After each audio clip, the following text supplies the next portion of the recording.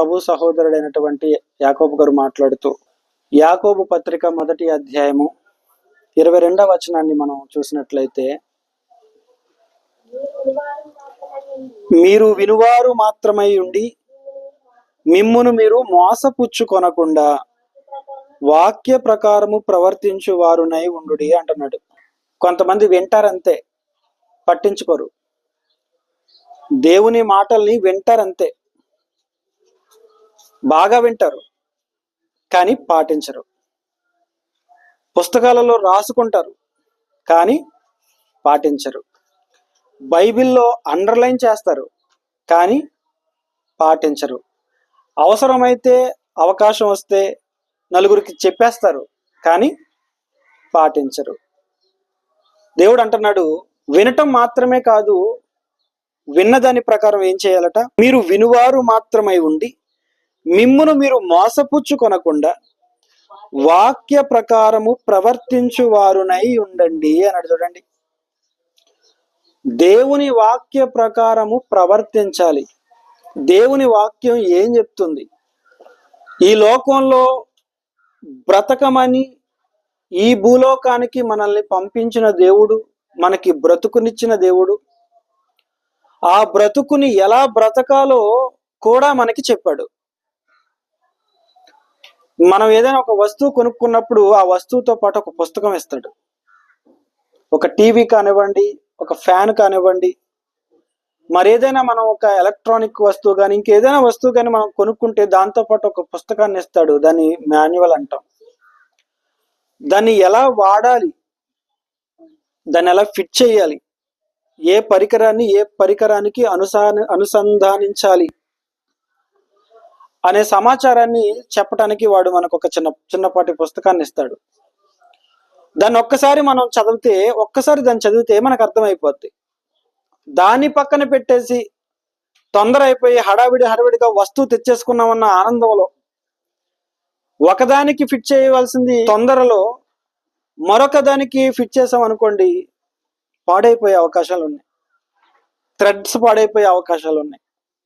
వస్తువులు విరిగిపోయే అవకాశాలు ఉన్నాయి.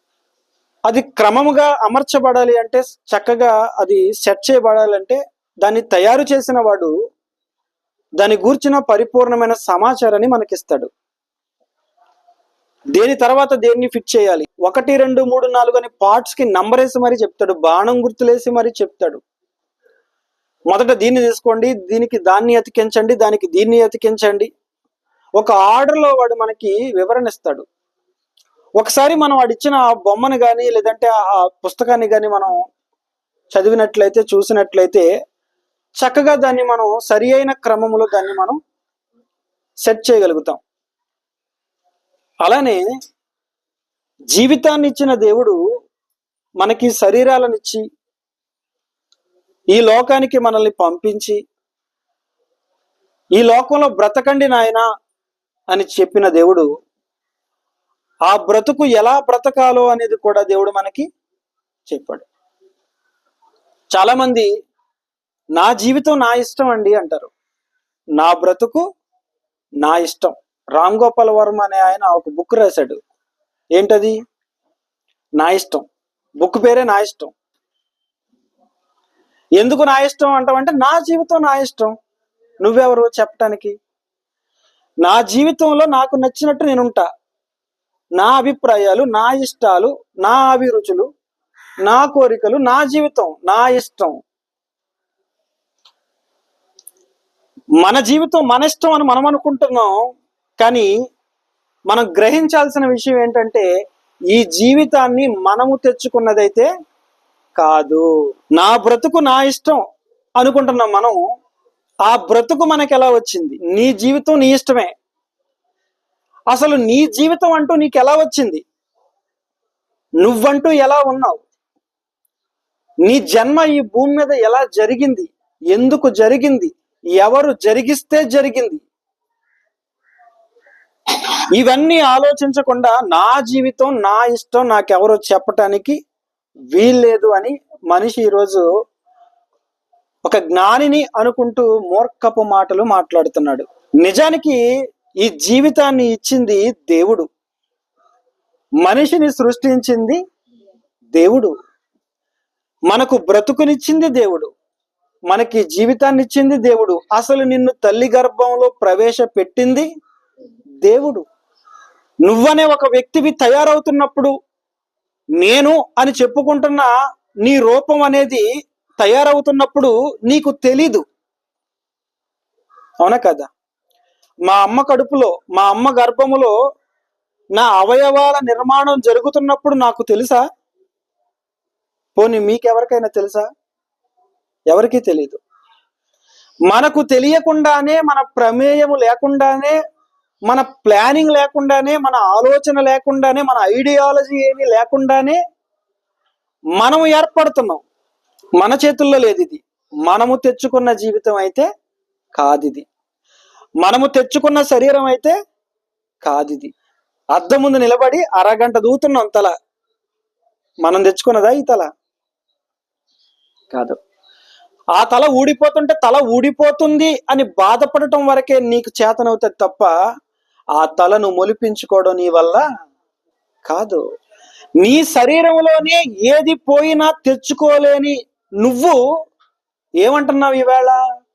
నా జీవితం నా ఇష్టం అంటున్నాడు. మరి నీ ఇష్టం అయితే నీ చెయ్యి తెగిపోతే నువ్వు తెచ్చుకోవాలిగా. నా జీవితం నా ఇష్టం, నువ్వెవరు నాకు చెప్పడానికి, దేవుడెవరు నన్ను డైరెక్ట్ చేయడానికి అని నువ్వు అంటున్నప్పుడు, నీ శరీరంలో ఏదైనా సరే మిస్ అయినప్పుడు అంత పౌరుషంగా మాట్లాడిన నువ్వు నా చెయ్యి పోతే నేను తెచ్చుకోలేనా, నువ్వెవడు నాకు చెప్పడానికి, నీ చేతిని తెచ్చుకోగలుగుతున్నావా? అవుతుందా? చెయ్యి దాకా ఎందుకు, ఒక వెంట్రుక ఊడిపోతేనే తిరిగి దాన్ని నువ్వు మొలిపించుకోలేని అసమర్థుడు మనిషి. కానీ ఏం మాట్లాడతాడు? నా ఇష్టం. ఇది మనిషికి మంచిది కాదండి. ఎందుకంటే మన జీవితాలు మనవి కావు. మన జీవితాలు మనవి కావు. మనము దేవుడు చేసిన పని. ఎవరు మనం? దేవుడు చేసిన పని. మన అవయవాల నిర్మాణం మనం చేసుకున్నది కాదు. మరి ఎవరు ఈ అవయవాలను నిర్మించింది? ఎవరు ఈ శరీరాన్ని ఇలా తొడిగింది? ఎవరు ఎక్కడ ఏ అవయవం ఉండాలో అని ఆలోచించి చక్కగా సంధించింది ఎవరు? నువ్వేమైనా సంధించుకున్నావా? తల్లి గర్భంలో నీ ఎముకలు నువ్వే అతికించుకున్నావా? నీ కన్ను నువ్వే పెట్టుకున్నావా? ఈరోజు మనిషికి గర్వం తలకెక్కి ఏంటేంటో మాటలు మాట్లాడుతున్నాడు. అది మాట్లాడొచ్చా, మాట్లాడకూడదా, ఇది మాట్లాడడం కరెక్టేనా, ఇది న్యాయమైనదేనా, ఇది సబబైన మాటలేనా అని అనుకోవటంలా. ఎందుకంటే తనెవరో తనకు తెలియటం లేదు. తను ఎలా వచ్చాడో, తను ఎలా పుట్టాడో, తన అవయవ నిర్మాణం ఎలా జరిగిందో, ఎవరు దానిని జరిగించారో తెలియని మనిషి నా బ్రతుకు నా ఇష్టం అని మూర్ఖంగా మొండిగా మాట్లాడుతున్నాడు. యోబు గారు మాట్లాడుతూ, భక్తుడు కదండి, తనను నిర్మించిన దేవుణ్ణి జ్ఞాపకం చేసుకుంటూ దేవుడితో మాట్లాడుతున్నాడు. ఏమని మాట్లాడుతున్నాడు చూడగలిగినట్లయితే యోబు గ్రంథం 10వ అధ్యాయాన్ని చూద్దాం. యోబు గ్రంథము 10వ అధ్యాయము 8వ వచనాన్ని చూద్దాం. 8వ వచనం, నీ హస్తములు నాకు అవయవ నిర్మాణము చేసి నన్ను రూపించి ఉన్నాను. ఏంటంట? ఏమంటున్నాడు యోబు గారు? ఇదిగో దేవా, నీ హస్తములు నాకు అవయవ నిర్మాణము చేశాయి, నన్ను రూపించాయి అంటున్నాడు. భక్తుడు అంటున్న మాట, దేవా ఇదిగో ఈ అవయవాలు ఎలా వచ్చాయంటే, ఈ ఎముకలు, ఈ ఊపిరితిత్తులు, ఈ గుండె, ఈ కిడ్నీలు, ఈ మెదడు, ఈ కాళ్ళు, ఈ చేతులు, పైకి కనిపించే అవయవాలు, పైకి కనిపించని లోపలున్నటువంటి అవయవాలు, అనేక రకాలైనటువంటి ఈ శరీరంలో ఉన్నటువంటి ఈ అవయవాలన్నిటిని ఎవరట నిర్మించింది? ఎవరు నిర్మించారంటున్నాడు యోబు గారు? నీ హస్తములు, దేవా నీ హస్తములు నాకు అవయవ నిర్మాణము చేసి నన్ను రూపించాయ్యా. వా, ఈ మాట అర్థమైన వాడు, ఈ విషయం అర్థమైన వాడు నా ఇష్టం అని అనగలడా చెప్పండి? నా జీవితం నా ఇష్టం అండి అని అనగలడా? ఈ మాట అన్న ఇది అర్థమైన వాడు అనలేడు. ఎందుకంటే ఇది మనము చేసుకున్నది కాదు. ఈ ఇంట్లో మేము అద్దెకుంటున్నాం, మా ఇష్టం వచ్చినట్టు ఉంటాం అని మనం అనగలమా? మేము అనగలమా? తమ్ముడు అనగలమా? అనలేము. ఎందుకు? ఇది మాది కాదు, మేము కట్టుకున్నది కాదు, మేము ఉంటున్నాం అంతే. అణిగి మణిగి ఇంటి యజమాని ఎలా ఉండమంటే అలా ఉండాల్సిందే, తప్పదు. ఎందుకంటే మనది కాదు ఇది. మరి శరీరం మనదేనా? మనది కాదు. పోనీ మనం ఏమైనా తయారు చేసుకున్నామా? పోనీ మనకేమైనా పదార్థాలన్నీ ఇచ్చేసి ఇటుకలు, సిమెంటు, ఐరను, ఇసుక, ఇవన్నీ పదార్థాలన్నిటిని, మెటీరియల్ అంతా తెచ్చుకుని మనం ఇల్లు కట్టుకున్నట్టు ఏమైనా పదార్థాలన్నిటిని సేకరించి ఈ అవయవాలను ఏమైనా తయారు చేసుకుని అతికించుకున్నామా? మనం ఏమైనా అసలు ఏం చేసాం చెప్పండి? మన శరీరం కోసం మనం మన జీవితాన్ని నిలబెట్టుకోవడానికి, ఈ ఎముకల గూడుని నిలబెట్టడానికి మనం చేసింది ఏంటి అని అడుగుతున్నాను. ఏం చేసాం? ఏమీ చేయలేదు. అసలు మనకు తెలీదు. మనం నిర్మాణం అవుతున్నప్పుడు, మన అవయవాలు ఎదుగుతున్నప్పుడు మనకు తెలుసా అంటే తెలియదు. ఏం జరుగుతుందో తెలీదు. నేను ఒక మనిషిని, నేను ఒక వ్యక్తిని అని మనకి ఎప్పుడు అర్థమవుతుంది చెప్పండి? పుట్టిన మనిషికి నేను ఒక మనిషిని అని అర్థం అవడానికి ఎంత టైం పడుతుంది చెప్పండి? సుమారుగా మీ ఆలోచన ప్రకారం. ఊహ తెలియడం అంటారు కదండి. ఎప్పుడు ఊహ తెలుస్తుంది?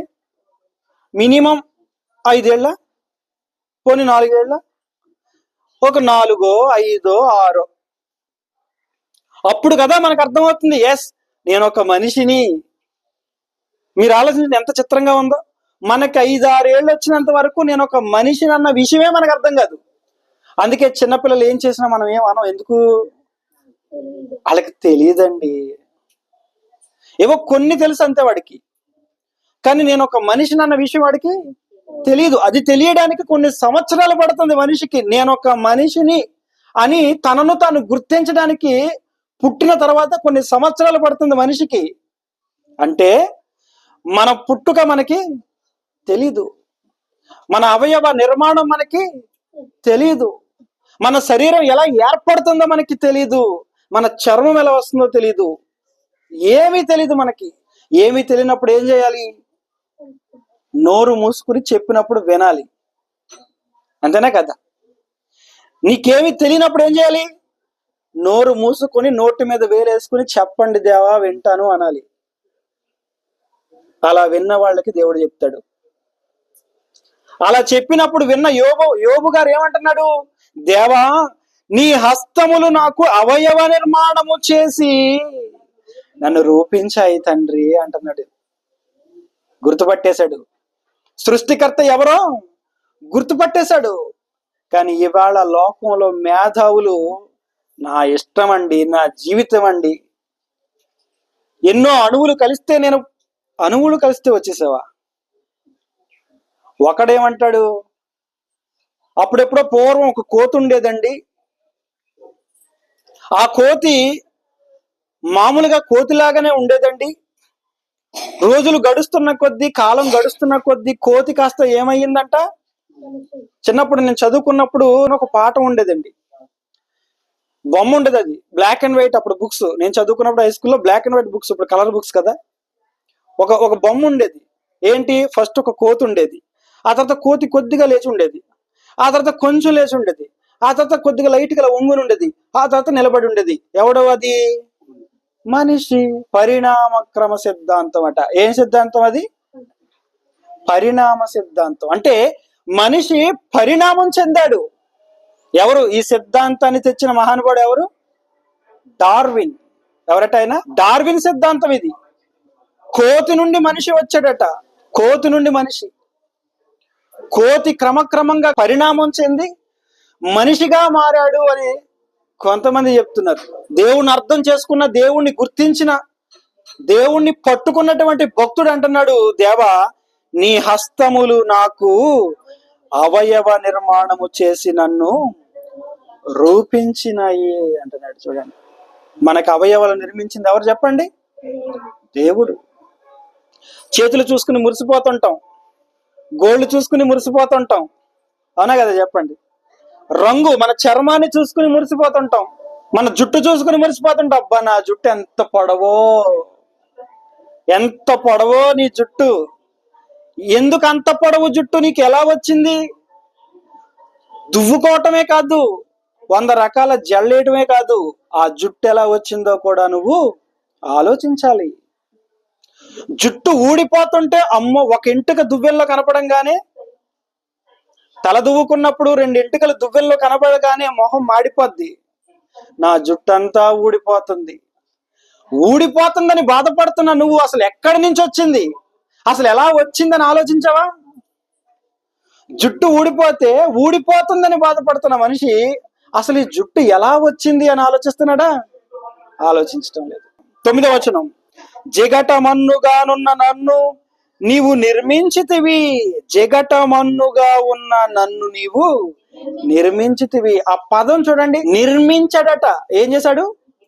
నిర్మించాడు. నిర్మాణం.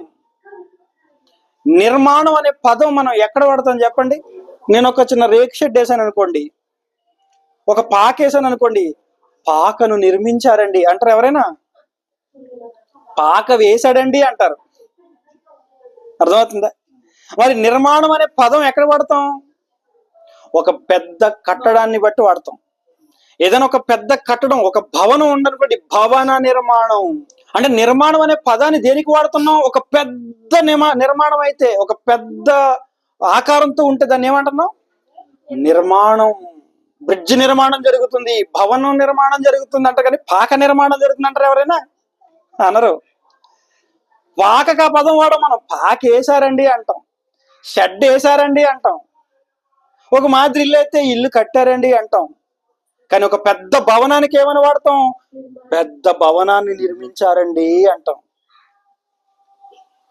అంటే ఆ పదాన్ని యోబు గారు దేనికి వాడుతున్నాడు ఇక్కడ? దేనికి వాడుతున్నాడు? మనిషి దేహానికి జిగటమన్నుగా ఉన్న నన్ను నీవు నిర్మించితివి. ఏం చేశాడట? జిగటమన్నుతో నిర్మాణం. జిగటమన్నుతో నిర్మాణం, మన్నుతో నిర్మాణం. మట్టితో దేవుడు ఈ శరీరాన్ని కట్టాడు. అందుకే ఆదికాండంలో చెప్పాడు మనకి. ఏమని చెప్పాడు? ఆదికాండం 2వ అధ్యాయము 7వ వచనం. ఆదికాండం 2వ అధ్యాయం 7వ వచనం. దేవుడైన యెహోవా నేలమంటితో, దేంతోనట? నేలమంటితో. నువ్వు కట్టిన నిర్మాణం బలంగా ఉండాలంటే నీకు సిమెంట్ కావాలి. మనిషి కట్టిన నిర్మాణం బలంగా ఉండాలంటే, దృఢంగా ఉండాలంటే మనిషికి ఏం కావాలి? సిమెంట్ కావాలి. దేవుడికి మట్టి చాలు. దేవుడు కట్టే నిర్మాణాలకి సిమెంట్తో పని లేదు. ఆయనకి ఏం చాలు? మట్టి చాలు. నేల మట్టి చాలు. గట్టిగా మాట్లాడితే అది కూడా అవసరం లేదు. అదే కదా దేవుడు అంటే. దేవుడు అంటే అదే. ఆయన ఏమీ లేని దగ్గర కూడా సృష్టి చేయగలడు. శూన్యములో నుంచి భూమిని తీశాడు. అవునా కదండి? భూమిని తయారు చేయడానికి ఏదేదో పదార్థాలు తెచ్చుకోలే. భూమి కలుగుగాక అన్నాడు, భూమి కలిగిందంతే. మరీ ఏది చేయకపోతే బాగోదని మట్టితో చేశాడు, కానీ అసలు మట్టి కూడా అవసరం అయితే లేదు. దానికి ఒక కారణం ఉంది. మరలా నువ్వు మట్టిలో కలిసిపోతావని ఆ రోజే చెప్పాడు. ఇదిగో ఈ శరీరం మట్టి నుండి వస్తుంది, ఇది ఎప్పటికైనా మట్టిలోనే కలిసిపోవాలని ఆదిలోనే చెప్పడానికి సింబాలిక్. దేంతో చేశాడట? మనిషిని మట్టితో చేశాడు. మనిషి భవనాన్ని నిర్మించాలంటే, అది బలంగా ఉండాలంటే సిమెంటు ఇటుకలు కావాలేమో నీకు, కానీ దేవుడికి మట్టి చాలు. ఏమంటున్నాడు? దేవుడైన యెహోవా నేలమంటితో నరుని, మరలా అదే మాట, నిర్మించి. ఏమన్నాడు ఇక్కడ? మరలా అదే మాట, అదే పదాన్ని వాడాడు. నిర్మాణం, నిర్మాణం, నిర్మించి. వాని నాసికారంధ్రములలో జీవవాయువును ఓదగా నరుడు జీవాత్మాయను. ఇది దేవుడు మనల్ని చేసిన విధానం. ఇది మనకు అర్థమైతే, నాయన ఈ శరీరం నాది కాదు, ఈ ఎముకల గూడు నాది కాదు, ఈ జీవితం నాది కాదు, నాలోని జీవము నాది కాదు, ఇది మనకు అర్థమైతే నా జీవితం, నా ఇష్టం అనే పదాలు మన నోటిలో నుండి రావు. దీన్ని నిర్మించింది దేవుడు గనక దేవుని ఇష్ట ప్రకారం ఇది ఉండాలి. దీనికి యజమాని ఎవరు? ఈ శరీరానికి యజమాని ఎవరు? నిర్మాణకుడు దేవుడు గనక సర్వ హక్కులు ఎవరివట? ఆయనవే. ఎవరైనా ఏదైనా పుస్తకం రాస్తే సర్వ హక్కులు రచయితవి అంటాడు. ఎవడైనా మరలా ప్రింట్ వేయాలంటే ఆయన దగ్గర అనుమతి తీసుకోవాలి. కాపీ రైట్స్ అంటారు కదా, కాపీ రైట్స్. ఈ శరీరం మీద కాపీ రైట్స్ ఎవరివి? దేవునికి ఉన్నాయి. ఈ బాడీ మీద రైట్ ఆయనకు ఉంది. ఎందుకంటే దీనికి క్రియేటర్ ఎవరు? ఆయన నిర్మించాడట. నేల మంటితో దేవుడు నరుని నిర్మించాడు. అది అర్థమైన యోబు గారు అంటున్నాడు, దేవా నీ హస్తములు నాకు అవయవ నిర్మాణము చేశాయి, జగట మన్నుగా నున్న నన్ను నీవు నిర్మించితివి, ఆ సంగతి జ్ఞాపకము చేసుకొనుము అంటూ 10వ వచనంలో ఆ విధానాన్ని మాట్లాడుతుంటూ వర్ణిస్తున్నాడు. ఆ నిర్మాణ క్రమాన్ని యోబు గారు వర్ణిస్తూ ఏమనంటున్నాడు? ఒకడు పాలు పోసినట్లు నీవు నన్ను పోసితివి కదా. బా, ఎంత మంచి మాట అండి. ఎలా అంట దేవుడు పోసింది శరీరాన్ని? ఒకడు పాలు పోసినట్లు. ఒకడు పాలు పోసినట్లు. పాలు ఎందుకు పోస్తాం చెప్పండి? పెరుగు కావడానికి, అవును కదా. పాలు పోస్తే తోడు పెడితే అది ఏమవుద్ది? గట్టి పెరుగు అవుతుంది. అలా నువ్వు నన్ను పోసావు. అచ్చుపోయడం అంటారు కదా, అచ్చుపోయడం, డై అంటారు దాన్ని, డై. ఏమన్నాడు? ఒకడు పాలు పోసినట్లు నీవు నన్ను పోసితివి కదా, జున్నుగడ్డ ఒకడు పేరబెట్టునట్లు నీవు నన్ను పేరబెట్టితివి కదా. చూడండి, ఆర్డర్ చెప్తున్నాడు. చర్మముతోను మాంసముతోను నీవు నన్ను కప్పితివి, ఎముకలతోను నరములతోను నన్ను సంధించితివి. ముందు కింద లైన్ చదివి తర్వాత పైన లైన్ చదవండి, ఇంకా బాగా అర్థమవుతుంది. కింద లైన్ మొదట చదువుతాం. ఎముకలతోను. ముందు ఏముండాలి? ముందు ఎముకలు ఉండాలి. ఎముక లేకపోతే ఎలా నిలబడదు చెప్పండి శరీరం? ఎముక ఫస్ట్ అది. అందుకే బిల్డింగ్ కి మొదట ఏముండాలి? Iron pillars. అది ఉంటే నువ్వు ఎంతనే చేయొచ్చు. అది లేకుండా నువ్వు ఎంత కూడా కట్టినా బేస్ అది. పిల్లర్, మెయిన్ పిల్లర్ ఉండాలి. వీడు మెయిన్ పిల్లర్ అండి అంటుంటాం కొన్ని విషయాల్లో. ముందేంటట? ఎముకలతోను. ఆ తర్వాత ఎముకల చుట్టూ, ఎముకల పైన ఏంటి పెట్టాడట? నరములు. ఎముకలతోను నరములతోను నన్ను సంధించితివి. బిగించాడట. సంధించడం అంటే ఏంటి? బిగించటం, కలపటం, బిగించటం, అతికించటం. ఎముకలతోను నరములతోను నన్ను బిగించావయ్యా నువ్వు అంటున్నాడు. వాటి పైన మాంసము పెట్టావు. వాటిపైన ఏం పెట్టావు? ఎముక, తర్వాత నరములు, వాటి చుట్టూ దాన్ని అంటి పెట్టుకుని ఉండేలాగా మాంసం. దాని పైన ఏంటట? చర్మము కప్పాడు. ఇది ఆర్డర్. ఇదే ఆర్డర్ ఏదైనా బిల్డింగ్ కట్టాలన్నా. తెలుసా మీకు? ముందు పిల్లర్లు వేయాలి. ఐరన్ ఫస్ట్ ఉండాలి. ఐరన్ లేకుండా నువ్వు ఎంత ఎత్తు పిల్లర్ అది ఉండదు. అది ఎంత మంచి మహా సిమెంట్ తీసుకొచ్చినా, జేపీ సిమెంట్ తీసుకొచ్చినా ఏముంటాయి కదా, నాగార్జున సిమెంట్, అల్ట్రాటెక్ సిమెంట్, నువ్వు ఏ టెక్ సిమెంట్ తెచ్చినా లోపల ఐరన్ ఉండాలి. నువ్వు ఎంత గొప్ప, ఎంత గ్రేడ్ ఉన్న సిమెంట్ తీసుకొచ్చినా ఐరన్ లేకపోతే నిలబడతా? నిలబడదు. ఆ ఐరన్ పట్టుచుతుంది. అలాగా నువ్వు వేసిన 4 ఊసలు దాని చుట్టూ నువ్వు పోసినటువంటి ఆ సిమెంట్ ని, ఆ కాంక్రీట్ ని అలా బలంగా పట్టుకుని ఉంటది. అప్పుడే అది బలంగా ఉంటది. ఆ తర్వాత దానికి ఏంటి? ప్లాస్టింగ్. అదే చర్మం, రూపం. ఏమంటున్నాడు అక్కడ? చర్మముతోను మాంసముతోను నీవు నన్ను కప్పితివి. కప్పితివి. దేవుడు చేసిన నిర్మాణాలు మనం. ఎవరమే? దేవుడు చేసిన నిర్మాణాలు. వీటి మీద ఎవరికి సర్వ హక్కులు ఉంటాయంటే దేవునికే ఉంటాయి. ఆ నిర్మాణం ఎలా ఉండాలో దేవుడే చెప్పాడు. నిర్మించిన వాడు దేవుడు గనక ఆ నిర్మాణం ఎలా ఉండాలో దేవుడు చెప్తున్నాడు. అది ఎలా జీవించాలో, దేవుడిచ్చిన జీవితం ఎలా కొనసాగాలో, ఎలా జీవనం సాగాలో ముందుకి, ఈ లోకానికి పంపబడిన మనిషి, దేవుని చేత పంపబడిన మనిషి ఈ లోకములో ఎలా జీవించాలో అన్నది జీవితాన్ని ఇచ్చిన దేవుడు చెప్పాడు. అదే బైబిల్ గ్రంథంలో రాయబడిన మాటలు. ఆ దేవుని మాటలు ఎవరన్నా వింటారా అంటే వినరు. మనుషులకి ఏం కావాలి? సరదా కావాలి, సంతోషం కావాలి, వినోదం కావాలి, విందు కావాలి. ఒక్కోసారి అనిపిస్తుందండి, మనిషి పుడితే భోజనాలు, మనిషి చనిపోతే భోజనాలు. ఏదైనా సరే భోజనాలు కామన్, అవునా కదా? అది బాధాకరమైన సంగతి అయినా భోజనాలు ఉండాలి, ఆనందకరమైన సంగతి అయినా ఏముండాలి? భోజనాలు. భోజనాల కోసమే. అందుకంటారు కోటి విద్యలు దేనికట? ఏంటట? కోటి విద్యలు కూటి కొరకే. అందుకే మనిషి చచ్చినా కూడే, మనిషి బతికినా కూడే. పుట్టాడన్న సంతోషంతో భోజనాలు తింటారు, చచ్చిపోడన్న బాధతో భోజనాలు తింటారు. భోజనాలు మాత్రం మానరు. భోజనం కావాలి మనిషికి. విందులు, వినోదాలు, సినిమాలు, షికార్లు, సరదాలు, వీటికి అలవాటు పడిపోయిన మనిషి నా జీవితం ఇది అనుకుంటున్నాడు. నా జీవితం నా ఇష్టం, నా బ్రతుకు నా ఇష్టం, నాకు నచ్చినట్టు నేను బతుకుతా అనుకుంటున్నాడు. కానీ వాడికి అర్థం కావాల్సిన విషయం ఏంటంటే, నీ జీవితం నీది అని నువ్వు అనే ముందు ఆ జీవితం ఎలా వచ్చిందో నువ్వు తెలుసుకోవాలి. నువ్వు కానీ తెచ్చుకున్నావా ఏంటి? పోనీ మీ అమ్మా నాన్న ఏమైనా తెచ్చారా నీకేమైనా? కన్నా తల్లిదండ్రులకు కూడా మనం ఎలా పుట్టామో తెలీదు. బయటకు వచ్చినంత వరకు అసలు లోపల ఉన్నది అమ్మాయో అబ్బాయో కూడా తెలీదు. ఏదో తన్నుతున్నాడంటే కానీ తన్నుతున్నాడా ఎవరికి తెలుసు? కడుపులో బిడ్డ తన్నుతున్నాడండి అంటుంటారు చాలా మంది. తన్నుతుందా అంటే బయటకు వచ్చినంత వరకు అది తున్నాడో తెలీదు, తన్నాడో తెలీదు.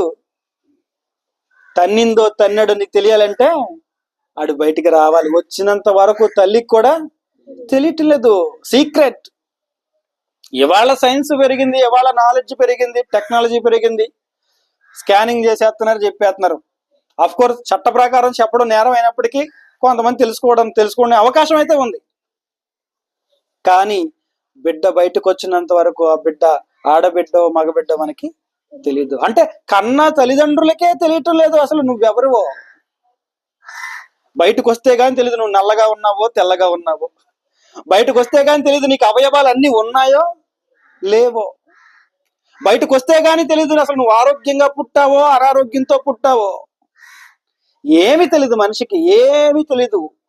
వాడికి పుడుతున్నవాడు ఎలా పుడుతున్నాడో తెలీదు, అసలు వాడు ఎలా పుట్టాడో కూడా మనిషికి తెలీదండి. ఏమీ తెలియని మనిషి నోరు మూసుకుని దేవుడి దగ్గర కూర్చొని వినడం మానేసి ఏం చేస్తున్నాడు? ఇవాళ నా జీవితం నా ఇష్టం అనుకుంటున్నాడు.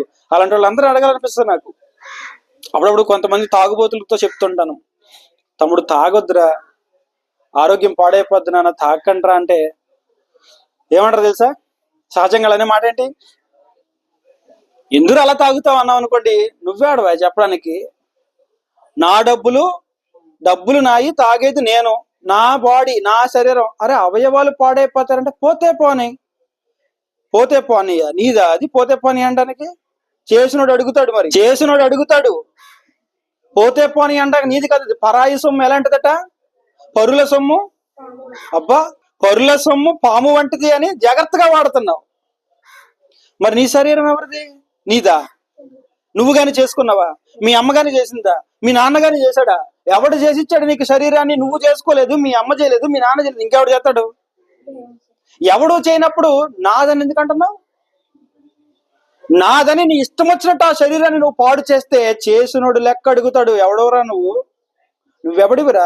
నేనిచ్చిన శరీరాన్ని పాడు చేయడానికి. ఇక్కడ పనిచేయదు. పరువుల సొమ్ము పాము వంటిదని నాలెడ్జ్ ఇక్కడ ఉండదు. నిజమండి, మన శరీరాలు మనవి కాదు, ఈ జీవితాలు మనవి కాదు. నువ్వు అద్దం ముందు చూసుకుని మొక్కని చూసుకుని మురిసిపోతున్నావే, అది నీది కాదు, అది ఆయనది.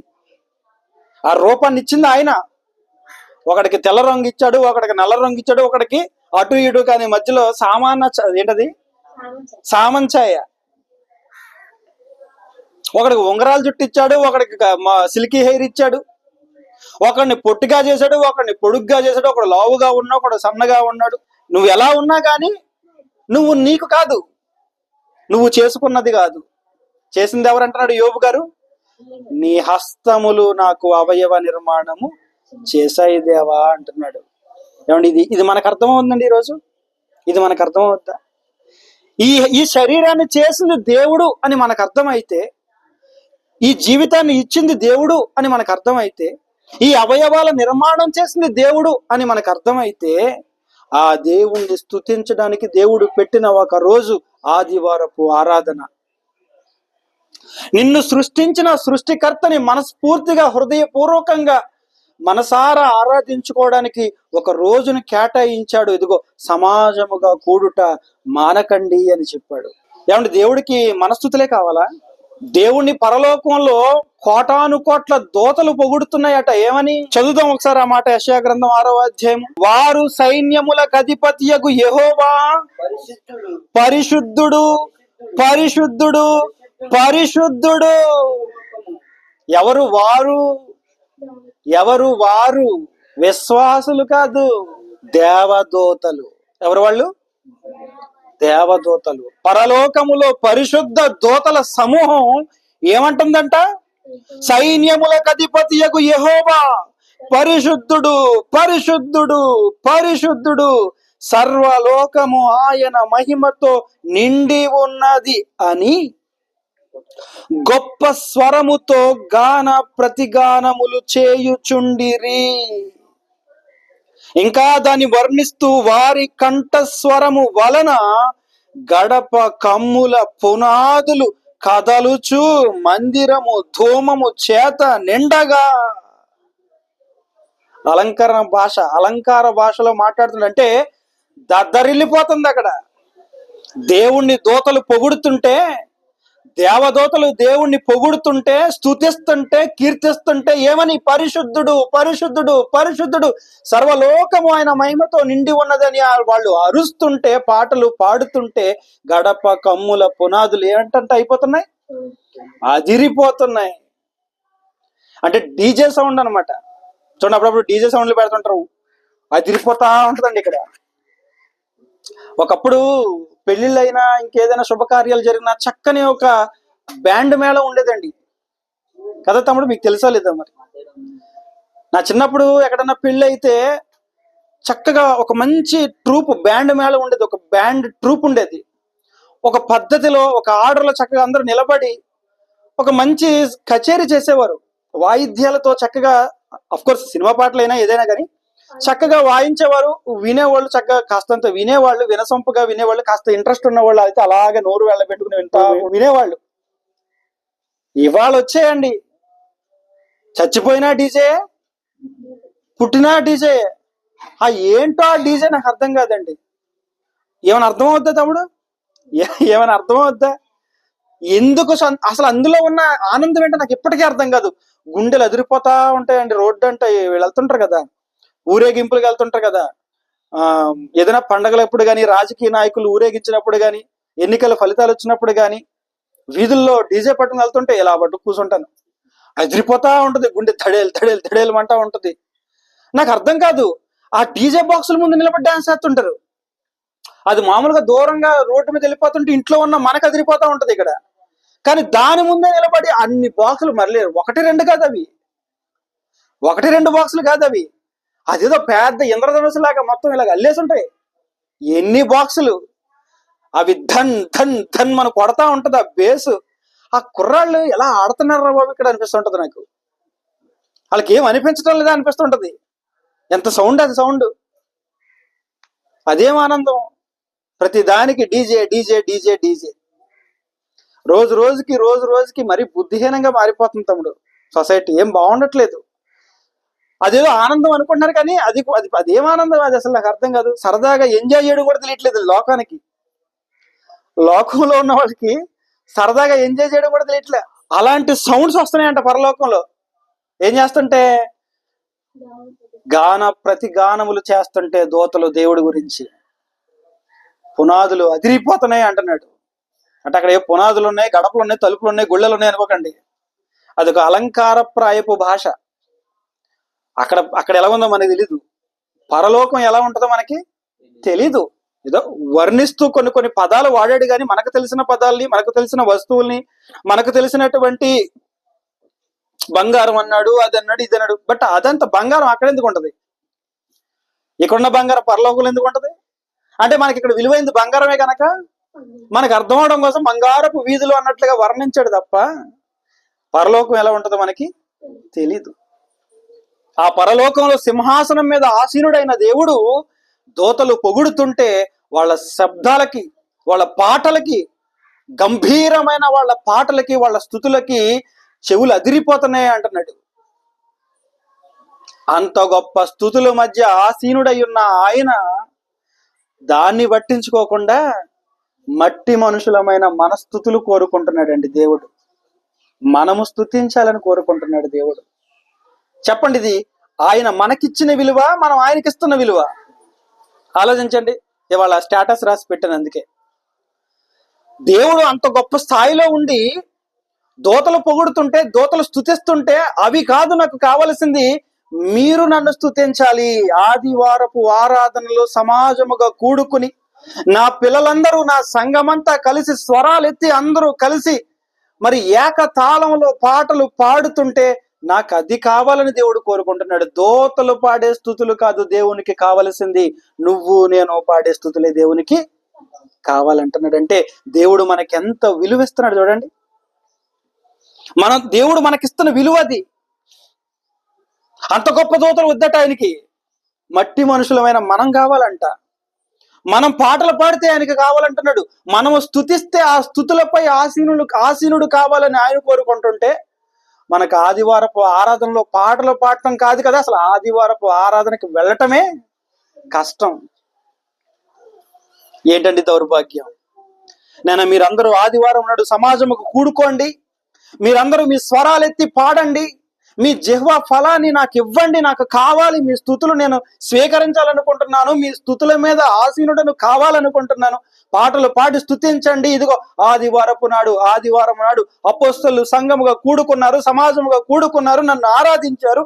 అదే క్రమములో మీరు కూడా ఆదివారం నాడు పునరుత్థాన దినం అనుకుంటే, అది ప్రభువు దినం అనుకుంటే, ఆ దినాన్ని అందరూ కూడి పాటలు పాడి నన్ను స్తుతించండి, సమాజంగా కూడుకోండి అని దేవుడు చెప్తే, మనకి పనులు ఎక్కువైపోయి ఆరాధనలు కూడా మనం మానేస్తున్నాం.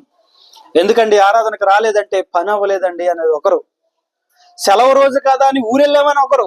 సెలవు రోజుని ఎవడు చెప్పాడు నీకు? లోకంలో ఉన్నవాడికి ఆదివారం సెలవు రోజేమో కానీ దేవునిలో ఉన్నవాడికి, సంఘములో చేర్చబడిన వాడికి ఆదివారము నాడు సెలవు రోజు కాదు. It is not holiday, this is worship day. ఆదివారం క్రైస్తవులకి సెలవు దినము కాదు, ఆరాధనా దినం. ఇది సెలవు దినం ఎందుకయింది? ఆదివారం సెలవే కదా అని ఊరెళ్ళారట. ఆదివారం సెలవు లోకంలో ఉన్నవాడికి, నీకు కాదు, నాకు కాదు. మనము దేవుని పిల్లలం. ఆయన రక్తము చేత, క్రీస్తు రక్తము చేత కొనబడిన వాళ్ళం. ఆయన ఏర్పాటు చేసుకున్న సంఘంలో ఆయన చేత చేర్చబడిన వాళ్ళం. ఆయన ఇచ్చిన ఆజ్ఞ మేరకు ఆదివారం నాడు సంఘముగా కూడి ఆయనను స్తుతించవలసిన వారం. ఆదివారం సెలవు దినమని ఎవడు చెప్పండి నీకు? బయట సమాజానికి సెలవు దినమే, కానీ దేవుని నమ్ముకున్న మనకి మాత్రం, దేవుణ్ణి విశ్వసించిన మనకి మాత్రం ఆదివారం సెలవు దినము కాదు, ఆదివారము ఆరాధనా దినం.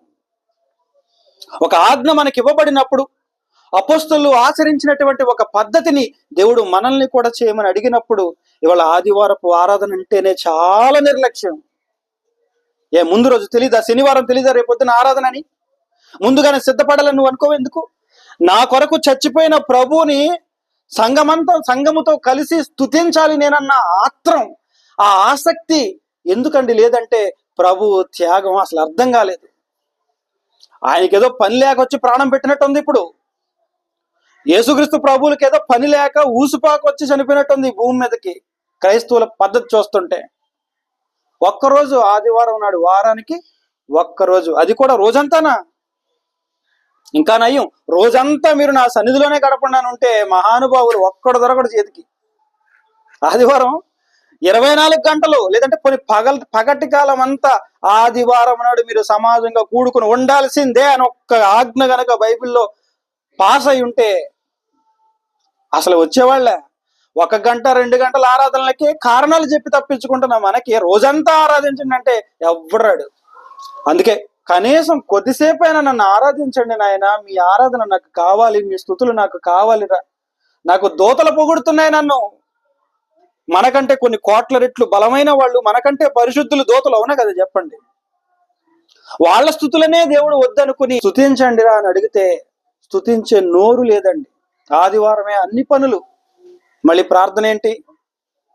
నాయన నా రాకపోకల్లో తోడుగా ఉండు, నా పని పాటల్లో తోడుగా ఉండు, నా ఉద్యోగంలో తోడుగా ఉండు, నా వ్యాపారంలో తోడుగా ఉండు, నా కుటుంబాన్ని కాపాడు, నా బిడ్డల్ని కాపాడు, నన్ను కాపాడు, నా జీవితం అంతా తోడుగా ఉండు. నేను మాత్రం ఆదివారపు ఆరాధనకు రాను, కొన్ని పనులు ఎక్కువ ఉన్నాయి కొద్దిగా. నువ్వే తప్పు చేసావు నాకు ఉద్యోగం ఇప్పించి, నువ్వే తప్పు చేసావు నాకు బలం ఇచ్చి. అందునే కదా తమ్ముడు, దేవుడు మాత్రం ఈయన్ని కాపాడేయాల. ఈయన రాకపోకల్లో కాపాడేయాలా, కంటికి రెప్పలా కాపాడేయాలి. రాత్రంతా అదే పగలంతా తిరిగి తిరిగి తిరిగి అలసిపోయి వచ్చి ఇంటికి వచ్చి పడుకుంటే మంచం చుట్టూ ఏం పెట్టాలట? బంగారు దేవదూతల్ని కాపలా పట్టడం మాత్రం మర్చిపోకయ్యో, మర్చిపోవద్దు, అసలు కుదరదు. నేను మాత్రం ఆదివారం ఆరాధనకి రాను, ఎందుకంటే పనులు ఎక్కువ. నీకు తెలుసు కదా నేను చాలా బిజీ, నా మనసు నీకు తెలుసు కదా. తప్పది, చాలా తప్పు చేస్తున్నారు క్రైస్తవులు. ఇవాళ వాక్యం తెలుసుకుంటున్న వాళ్ళు కూడా, సత్యాన్ని వింటున్న వాళ్ళు కూడా ఆదివారపు ఆరాధన ఇగ్నోర్ చేస్తున్నారు. అది చాలా పెద్ద పాపం. మరలా చెప్తున్నాను, వ్యభిచారము కంటే పెద్ద పాపం ఆదివారపు ఆరాధనని మిస్ అవటం. నరహత్య కంటే పెద్ద పాపం ఆదివారపు ఆరాధనను కోల్పోవటం. అది దేవుడిచ్చిన ఆజ్ఞ. నన్ను ఆరాధించండి, మీ ఆరాధన కావాలని అడిగాడు. అది దేవుడు మనకిచ్చిన విలువ. ఆయన మనకు అంత విలువిస్తే నాకు ఖాళీలు అంటున్నావంటే అసలు ఇదేమన్నా అర్థమవుతుందా? రాష్ట్ర ముఖ్యమంత్రి గారు చోడవరం వచ్చి బస్ స్టాండ్ లో ఉండి నీకు ఫోన్ చేసి, నాయనా నేను సీఎంని, నీ కోసం వచ్చాను, మీ ఊరు సెంటర్ లో ఉన్నాను, నాకు అడ్రస్ తెలియట్లేదంటే నాకు కొంచెం పని ఉంది, బిజీగా ఉన్నాను, ఆగండి అన్నావు అనుకోండి, నేను ఏమనాలి? అంటారా? అలాగంటారా? ముఖ్యమంత్రి గారు వచ్చి బస్ స్టాండ్ లో ఉన్నారనగానే అయ్యో బాబోయ్ ఇంకేముంది, ఎన్ని పనులున్నా అన్ని వదులుకొని వెళ్ళి ముందు ఆయన కలుసుకుంటావు. కానీ ఆదివారపు ఆరాధనలో నీ ప్రభు ఉంటాడు అక్కడ. తెలుసా తమ్ముడు, మన మధ్య ప్రభు ఉంటాడు, ఇప్పుడు మనతో ప్రభు ఉంటాడు తెలుసా అని వాగ్దానం చేశాడు ఆయన. చూడండి ఒక మాట ముగించేస్తాను, టైం అయిపోయింది, 12 అయిపోయింది. మత్తయి సువార్త 26వ అధ్యాయం చూడండి. మత్తయి సువార్త 26వ అధ్యాయము. మత్తయి సువార్త 26వ అధ్యాయం. మత్తయి సువార్త 26వ అధ్యాయం 29వ వచనం చదువుతాముడు. నా తండ్రి రాజ్యములో, అంటే సంఘములో, నా తండ్రి రాజ్యము అనగానే నేడు భూమి మీద ఉన్న క్రీస్తు సంఘము. నా తండ్రి రాజ్యములో మీతో కూడా నేను ఈ ద్రాక్షారసము క్రొత్తదిగా త్రాగు దినము వరకు ఇకను దాని త్రాగనని మీతో చెప్పుచున్నాను నేను. దాని అర్థం ఏంటో తెలుసా? రాజ్యం ఏర్పడిన తర్వాత, సంఘము ఫామ్ అయిన తర్వాత, సంఘం ఏర్పడిన తర్వాత ఇదిగో మరలా మీతో పాటు నేను వస్తా, మీతో పాటు ఆరాధనలో నేను ఉంటా. మన ప్రభు ఉన్నాడండి మనతో. ఆదివారపు ఆరాధనలో మనతో పాటు ఎవరున్నారు? ప్రభు ఉన్నారు. ప్రభు మన కొరకు ఆదివారపు ఆరాధనలు ఎదురు చూస్తా ఉంటాడు. మనకి మాత్రం పనులుండి రాము. ఇది ప్రభువుని అవమానించటం. ఇది ప్రభువుని ఏం చేయటం? అవమానించటం. ప్రభువుని సిలువ వేసిన యూదులు ఎవరైతే ఉన్నారో వాళ్ళు పాపులు, నేరస్తులు, తప్పు చేశారనుకుంటే దానికంటే పెద్ద పాపం ఆదివారపు ఆరాధనని కోల్పోవటం, ఆదివారపు ఆరాధనని నిర్లక్ష్యం చేయడం, సమాజంగా కూడటం మానకండి అనండి. హెబ్రీ పత్రిక 10వ అధ్యాయం 25వ వచనంలో.